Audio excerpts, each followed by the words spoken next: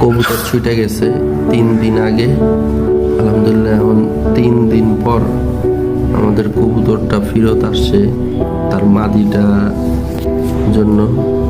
তো কবুতরটা এখনো ছাদে ঘোরাঘুরি করতেছে। আমি এখন ওই মাদির ঘরটা খুলে রাখছি, করে যাতে মাদির ঘরে ঢুকে যায়। এই জন্য চেষ্টা করতেছি যে